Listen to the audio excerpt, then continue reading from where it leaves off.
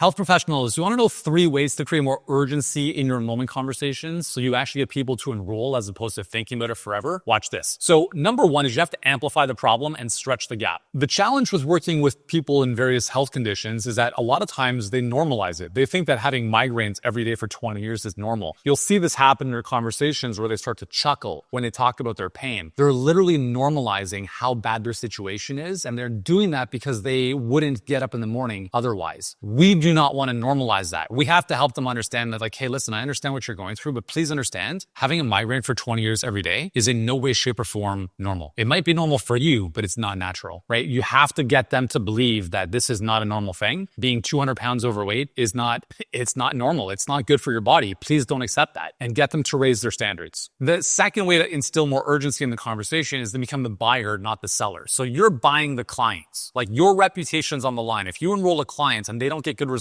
that's not good for you or your brand. So you have to start to turn the table on the prospect a little bit to say, listen, I mean, nothing is more important to me than my client's results, because my client's results is not only good for them, but it really impacts my reputation. So please let me know, like, if I were to invite you into working with me, why do you feel you have what it takes to be my next success story? That's a very powerful question you can use later on in the conversation to get the prospect selling themselves to you, and then it further instills urgency for them to take action now. The third way to build more urgency is for them to really, really solidify and cement how your deliverables are going to fix their problems. So when you get into the solution part of the conversation, which is generally the second half of it, instead of talking about how, like, you have a number of coaching calls and accountability and a private group and like whatever, make sure you tie the big things back into what is frustrating them the most. The 3 big pillars that we talk about in our conversations, at least for our clients, are going to be things like accountability, community, and skills and habits. But you can't just talk about those. You have to tie those back into what they told you was holding them back in the first place. So, Mrs. Prospect, remember when you talked about earlier, you've tried many things, but you didn't quite have the accountability to keep going? Well, that's why when we work together, the accountability piece of this program is such an important pillar that helps our clients get results. X, Y, blah, blah, blah, blah, blah. Do you see why that would be helpful for your specific situation?